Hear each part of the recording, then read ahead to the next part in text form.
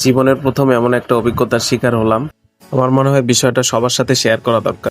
আসসালামু আলাইকুম এভরিওয়ান। বাসায় একটা অবাক করা কাণ্ড ঘটছে। বাড়ির মধ্যে এত সুন্দর আখ বা কুশারের গাছ হবে এটা পরিবারের কেউ কল্পনা করতে পারেনি। এই যে লম্বা লম্বা গাছগুলো দেখতে পাচ্ছেন এগুলোকে আখ বলে, আর আমাদের স্থানীয় ভাষায় এগুলোকে কুশার বলে। বাজার থেকে কিনে আনা কুশার খাওয়ার পরে মাটিতে গর্ত করে পুঁতে রাখা হয়েছিল। প্রায় 1 মাসের মতো সময় লাগে চারাগুলো মাটি থেকে বের হতে। আসলে ঘাসের মতোই দেখতে। চারাগুলোর বয়স বাড়ার সাথে সাথে আস্তে আস্তে কুশারে রূপান্তরিত হয়। তো ফাইনালি বিসমিল্লা করে একটা উঠালাম। আসলে ফার্স্ট যেহেতু আমাদের বাসায়, সেক্ষেত্রে খেয়ে দেখবো আসলে কেমন সত্যিকার এই আখের মতো বা কুশারের মতো স্বাদ কিনা। যেহেতু কোনো ধরনের কীটনাশক ব্যবহার করা হয়নি, প্রকৃতির সাথে বেড়ে ওঠা এবং রিয়েল অথেন্টিক। বাড়িতে সবাই মিলে খাবো, যার কারণে আঙ্কেল পিসগুলাকে অনেক ছোট ছোট করতেছে। জীবনে ফার্স্ট এমন একটা অভিজ্ঞতার শিকার।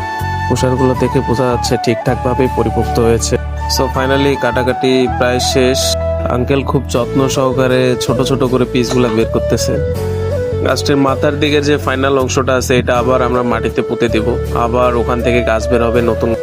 সো ফাইনালি পুকুর পাড়ে দাঁড়িয়ে এরকম কুশার খাওয়ার আসলে মজাই আলাদা। আলহামদুলিল্লাহ কুশারটি অনেক মিষ্টি ছিল। সবাই ভালো থাকবেন। আল্লাহ হাফেজ।